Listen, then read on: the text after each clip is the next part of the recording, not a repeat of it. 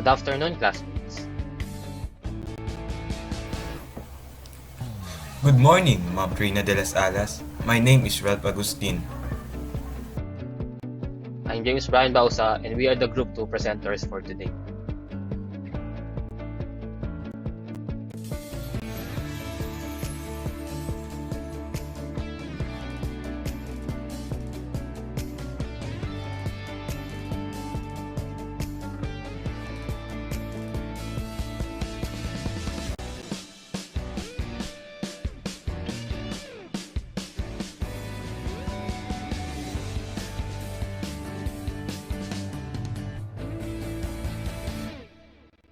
Our topic for today is about the dimension of exposure and vulnerability, psychological.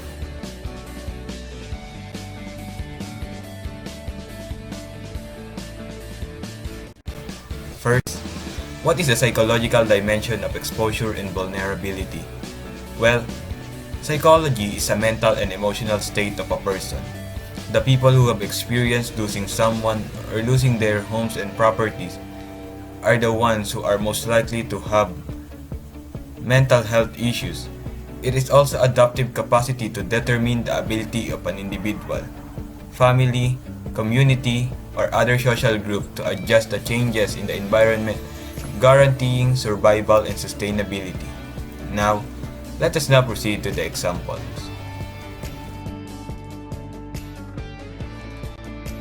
Example of factors that directly affects people psychologically and its possible effects. Number 1. People may suffer post-traumatic stress disorder or PTSD, anxiety, and depression in the population. Developing countries are more prone to disaster or hazard due to the various challenges like poverty, lack of resources and educational opportunities, poor infrastructure, and lack of trained manpower. And because of these challenges, the people are more likely to have psychological trauma.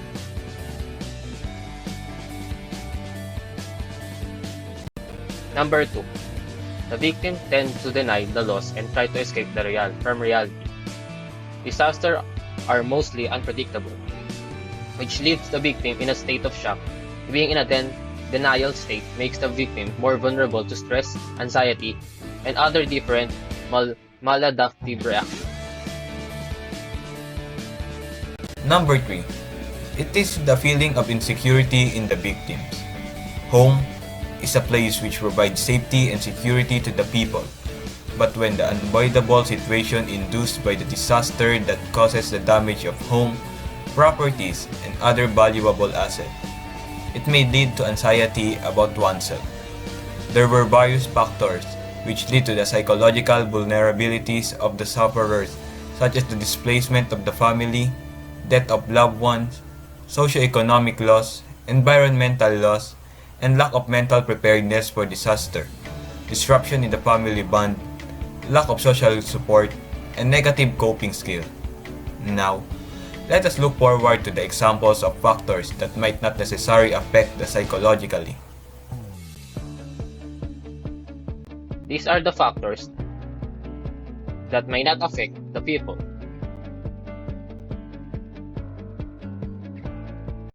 Number 1. Preparedness.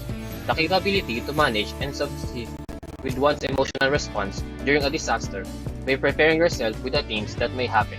When a sudden dangerous events happen, may lessen the emotional distress of the person. In oneself can lessen the impact of disaster in our psychological health in times of calamity by being calm and thinking positive, rather than being hysterical, which can't be helpful during those times. Number 3. Awareness. The key to succeed in preparing when an uncertain event happens. Having the knowledge and strategy to overcome something means having a strong mindset that can move on with the things that already happened and seek for a way to cope with it and continue living. Next, we are going to discuss the ways to address the factors to be ready for the disaster.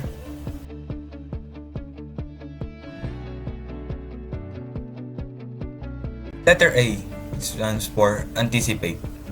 It means that you will be bothered or anxious and remember these are the ordinary, although not always beneficial responses to possible life-threatening circumstances.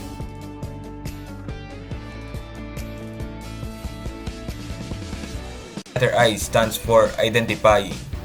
The certain physical feelings correlated with an anxiety and whether you are having any petrifying thoughts that are adding to the fear.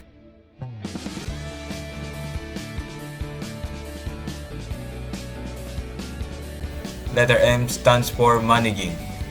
Your responses using control by breathing and self-talk so that you stay as serene as possible. Remind yourself on how you have succeeded with the stressful circumstances in the past and to focus on the practical task that demands attention.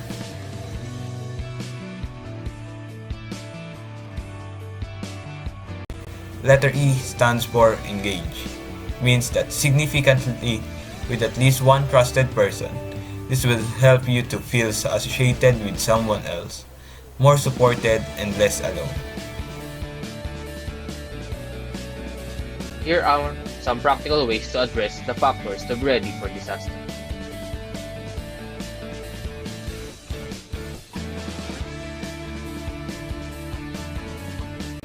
Make an evacuation plan so that you will be ready for any disaster that may occur.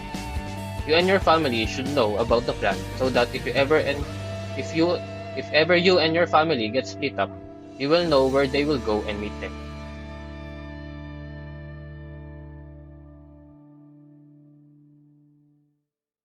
Two, prepare an emergency kit. Having an emergency kit is an important step to prepare and protect your household for unforeseen events. An emergency kit is essential for short-term survival, providing vital items for you, your family, or household. It is a good idea to always keep your kit in a handy place known to everyone in the household.